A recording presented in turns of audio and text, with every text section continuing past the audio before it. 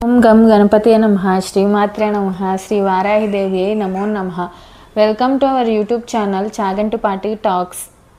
గురు పరంపరలో మొదటి భాగం పార్ట్ 1 గురుచరిత్ర అధ్యాయం 28. శ్రీ గణేశాయ నమః శ్రీ సరస్వత్యై నమః శ్రీ గురుభ్యో నమః. ప్రస్తావన: వివేకం వలన వైరాగ్యము, తీవ్ర ముముక్షత్వము కలిగి పూర్వ పాపాల నుండి ప్రాయశ్చిత్తం ద్వారా విముక్తి పొందాలన్న పశ్చాత్తాపం కలుగుతుంది. అప్పుడే ప్రాయశ్చిత్తం సార్థకమవుతుంది. శాస్త్రోక్తమైన పాపకర్మ ఫలములు వినడం వలన ఆత్మనిగ్రహం దృఢతరం అవుతుంది. శ్రీ గురుడు అందుకే ఆ కర్మ వివేక ఉపదేశించారు అని. మానసిక భస్మం పాపాలను భయపెట్టునట్టిది. ఒక వంక ఈశ్వర మహిమను స్మరింపచేసే విభూతి ధారణ గురించి కూడా చెప్తారు. స్వయం ప్రకాశమానుడై మహాదేవుడే మహాభస్మమని ఎవరు చింతన చేస్తారో వారు భస్మధారులలో మహాభాగ్యులు ముఖ్యులు అని శాస్త్రం. సయేష భస్మజ్యోతి అని, ఆ పరమేశ్వరుడే భస్మజ్యోతి అని భస్మజాబాలి శృతి.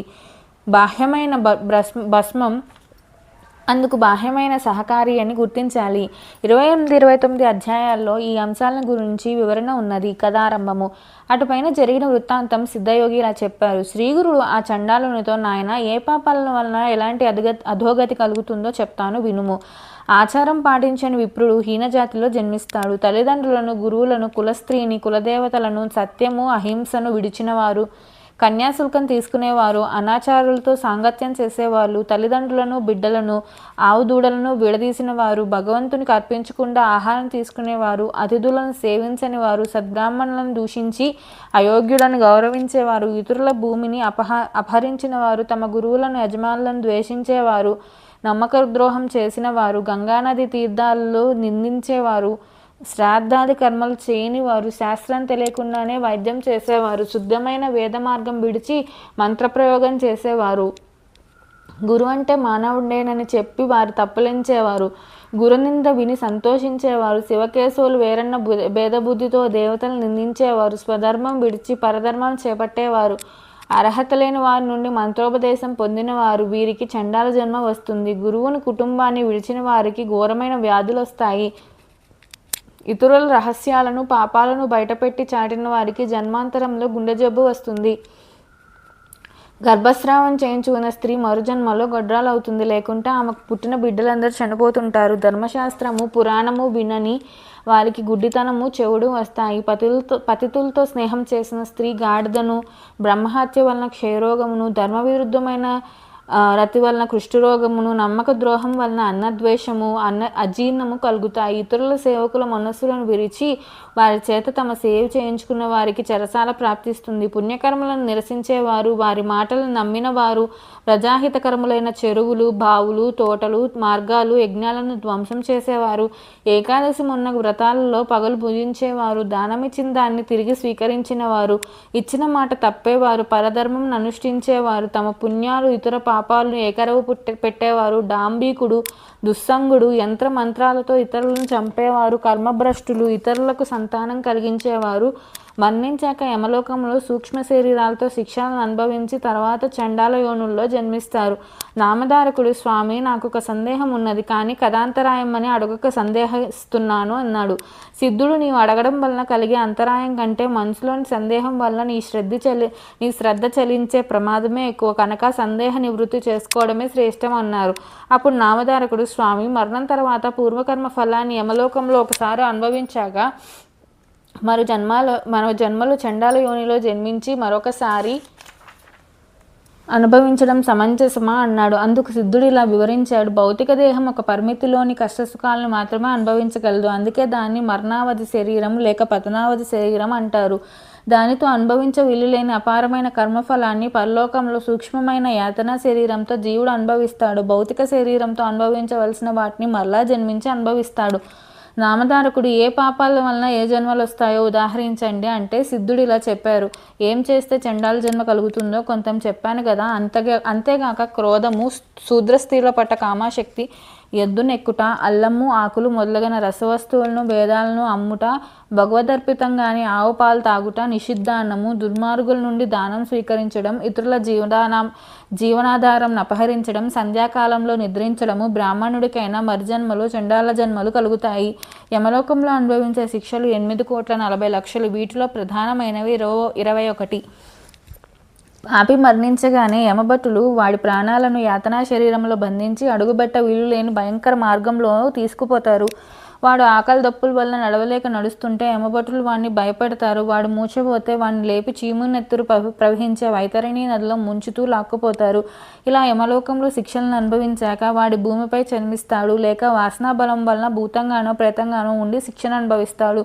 గురుద్రోహి విప్రులను పరాభవించిన వాడు బ్రహ్మరాక్షసులు అవుతారు. హీనులను సేవిస్తే గాడిదగాను, అతిథిని విడిచి భోజిస్తే కోడిగాను, ద్రవ్యాపహారి ఒంటెగాను, ఫలపత్రాదులు దొంగలిస్తే కోతిగాను, తేనె దొంగలిస్తే పక్షిగాను, మాంసం అపహరిస్తే గ్రద్దగాను, అన్నం అపహరిస్తే మిడతగాను, జలం అపహరిస్తే చాతక పక్షిగాను, ధాన్యం అపహరిస్తే మిడతగాను, విషం అపహరిస్తే తేలుగాను జన్మిస్తారు.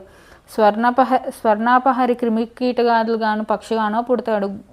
గడ్డి దొంగలిస్తే పశువుగాను, మంత్రరహితంగా భుజిస్తే కాకిగాను, మిత్రదోహి గద్దగాను జన్మిస్తారు. బ్రహ్మహంతకుడు క్షయరోగిగాను, గ్రంథచోరుడు గ్రుడ్డిగాను, గణార్ధచోరుడు గండిరోగిగాను, పరద్రవ్యాపహారి సంతానహీనుడుగాను, వస్త్రచోరుడు చర్మరోగిగాను అవుతారు. అసత్యమాడేవాడు, ఆహారం దొంగలించేవాడు గుల్మరోగులవుతారు. నూనె అపహరిస్తే సుఖరోగము, విశ్వాసఘాతునికి వాంతులు, దైవధనం అపహరిస్తే పాండురోగం వస్తాయి. రోగాలన్నీ పాప ఫలితాలే. పరస్త్రీ గమనం వలన 100 జన్మలు కుక్కగా పుడతాడు. పరస్త్రీ భగదర్శనం వలన గుడ్డితనము, బంధు భార్య గమనం వలన గాడిద పాము జన్మలు, పరస్త్రీ ఆలింగనం వలన గుండెపోటు కలుగుతాయి. నామధారకుడు శ్రద్ధగా విని, స్వామి ఇదివరకు తెలుసో తెలియకో పాపం చేస్తే దాన్ని పోగొట్టుకునే ఉపాయం లేదా అన్నాడు. అందుకు సిద్ధుడు త్రివిక్రమ భారతి కూడా ఈ సందేహం కలిగింది. ఆయన అడిగితే శ్రీ గురుడు ఇలా చెప్పారు: నాయన, నిజమైన పశ్చాత్తాపమే అందుకు మొదటి మెట్టు. అటు తర్వాత వెనక తాను ఆ చేసిన పాపానికి ప్రాయశ్చిత్తం చేసుకొని తప్పును సభలో ఒప్పుకొని సభ విధించిన శిక్షను అనుభవించాలి. తగిన కృత్యాది వ్రతాలను ఆచరిస్తే పాపం నశిస్తుంది. అలా చేయడానికి తగిన శక్తి లేకుంటే గోదానం వల్ల కానీ, లేక గోవు యొక్క వెలను దానం చేయడం వల్ల కానీ పాపం పోతుంది. దశస్నానాలు, 200 ప్రాణాయామాలు, సువర్ణ దానాల వలన కొంత పాపం నశిస్తుంది. సద్గురుడు సేవ వలన మాత్రం మహాపాపాలు కూడా మటుమాయం అవుతాయి. అంతటి సాధనం ఇంకొకటి లేదు. ప్రజాపత్య కృత్యం అంటే మొదట 3 పగళ్ళు, తర్వాత 3 రాత్రుల యందు మాత్రమే భుజించాలి. తర్వాత 3 రోజులు అయాచితంగా వచ్చినదే భగవత్ ప్రసాదంగా తింటూ ఉపవసించాలి. మరి 3 రోజులు పూర్తిగా ఉపవాసం చేయాలి. 10,000 గాయత్రి మంత్రం చేయాలి జపం. అందులో 10వ వంతు గాయత్రి హోమం చేసి 12 మంది బ్రాహ్మణులకు భోజనం పెట్టి గోదానం కానీ, లేక గురుగింజ ఎత్తు బంగారం కానీ దానం ఇవ్వాలి. శుక్లపాడ్యమి నాడు ఒక ముద్దతో మొదలుపెట్టి పూర్ణిమ వరకు రోజుకొక ముద్ద పెంచుకుంటూ రావాలి. పౌర్ణమి నాడు 15 ముద్దలు భుజించాక తర్వాత మరలా రోజుకొక ముద్ద తగ్గించుకుంటూ వచ్చి అమావాస్య నాడు ఉపవసించాలి. ఇలా చంద్రకళను అనుసరించి భుజించడం చాంద్రాయణ వ్రతం. అసలు పగలు 12, రాత్రి 15 ముద్దలు తీసుకొనడమే ఆరోగ్యానికి మంచిది.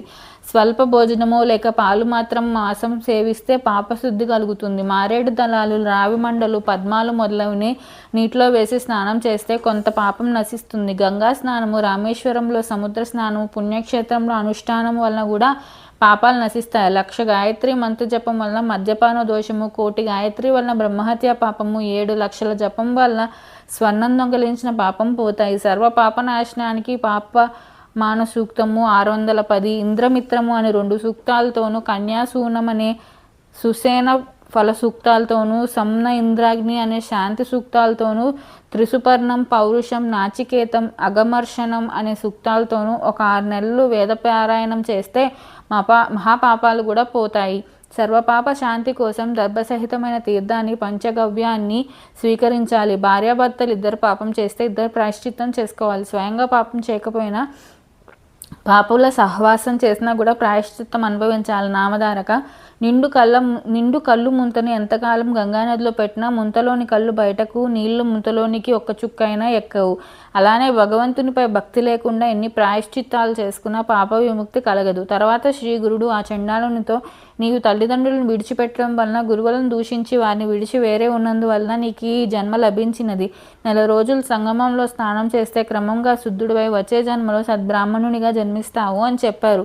అప్పుడు అతను, స్వామి, మీ కటాక్షముగానే గంగా ప్రవాహం వల్ల నేను పాప విముక్తుడనయ్యాను. మానస సరోవరంలోని మునిగిన కాకి హంసగా మారినట్లు, పరుసవేదినికి తాకిన ఇనుము బంగారమైనట్లు, మీ దర్శనం వల్ల పవిత్రుడినైన నాకు ఇవన్నీ ఎందుకు?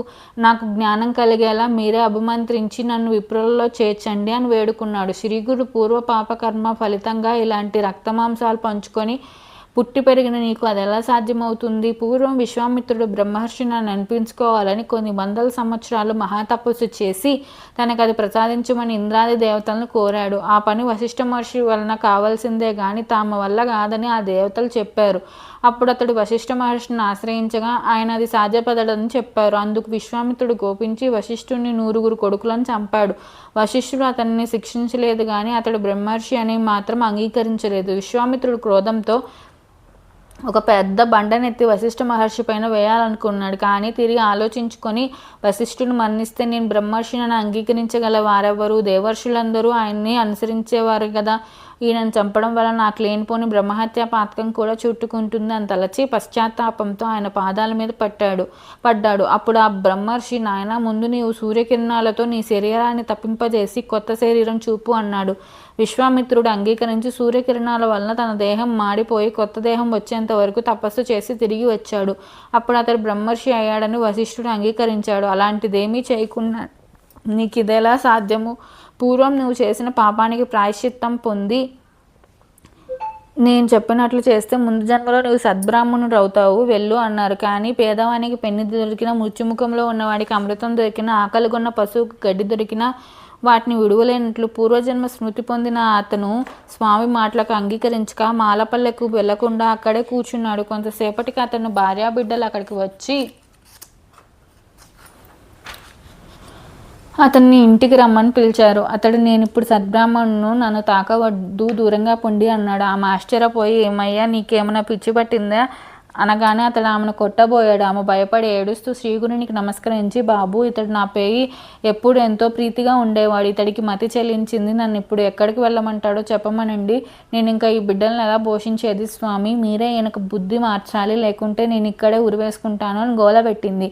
శ్రీగురుడు నవ్వుతూ అతని కేసు చూస్తూ, నాయన, ఎక్కడైనా నా మాట విని ఇంటికెళ్ళు. భార్యాపిల్లలను ఏడిపిస్తే నీకు ఇంకా సద్గతి లభిస్తుందా? సాంసారిక సుఖం అనుభవిస్తూనే నీవు జన్మ పరంపర నుండి బయటపడగలవు, లేకుంటే ముందే పెళ్లి చేసుకోకుండా ఉండవలసింది. సూర్యచంద్రుల సాక్షిగా పెళ్లి చేసుకున్న దాన్ని విడిచిపెడితే నీకు మహాపాపం వస్తుంది అన్నారు. అతడు చేతులు కట్టుకుని, స్వామి, నేను సద్బ్రాహ్మణుడు అన్న జ్ఞానం కలిగాక అలా చేయడం నాకెలా సాధ్యం అన్నాడు. శ్రీగురుడు నవ్వుకొని ఇతని వంటి మీద ఉన్న విభూతి తొలగిస్తే గాని ప్రయోజనం లేదని తలిచారు. ఆయన ఒక శిష్యుని పిలిచి ఒక శ్రీమంతుడు పిసినారి అయిన బ్రాహ్మణుని తీసుకుని రమ్మని పంపారు. అతడి గ్రామానికి వెళ్ళి ధనాశతో వాణిజ్యం చేసుకుంటున్న ఒక పిసినారి బ్రాహ్మణుని తీసుకువచ్చాడు.